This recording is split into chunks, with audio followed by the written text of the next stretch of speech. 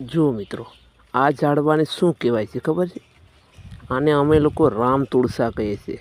જો તુળસા 3 પ્રકારની આવે છે, પણ આને અમે લોકો રામ તુળસા કહીએ છીએ. એટલે કે આ ચોમાસાની સિઝનમાં ઉગે છે. ઉનાળો અને શિયાળો હોય ત્યારે તો તે સુકાઈ જાય છે, પરંતુ ચોમાસાની સિઝન હોય ત્યારે એ ઉગે છે. જો આ ઉનાળાની સિઝનમાં આ રીતથી હોય છે.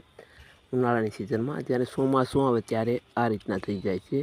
અને આને અમે લોકો રામ તુળસા કહીએ છીએ. તો આને યુઝ અમે કેવી રીતના કરીએ તમને આજ અમે માહિતી બતાવીશું. તો અમે જ્યારે ઢોકળા બનાવીએ, જ્યારે શ્રાવણ મહિનો હોય ત્યારે શ્રાવણ મહિનામાં વધારે આ યુઝ થાય છે. તો શ્રાવણ મહિનાની અંદર આ તુલસીના અમે ઢોકળા બનાવીએ. એટલે કે ઢોકળા એવી રીતના બનાવીએ કે જ્યારે આપણે ઘઉંના લોટના ઢોકળા બનાવીએ તો તેમાં એને યુઝ કરીએ છીએ. રોટલી બનાવી અને તેની અંદર અમે આ પત્તું છે, જો આ પત્તાને તેને અંદર અમે રાખીએ છીએ અને પાછી ફરતીથી કોર વાળી અને પાછી 3 ખૂણાવાળી અમે ઢોકળી બનાવીએ છીએ આની. અને ખાવામાં એટલી સ્વાદિષ્ટ હોય છે કે એની વાત ન પૂછો. એની એટલી સુગંધ આવે છે આ તુલસીની. તો મિત્રો, તમે ક્યાંય જોઈ હોય તો કહેજો.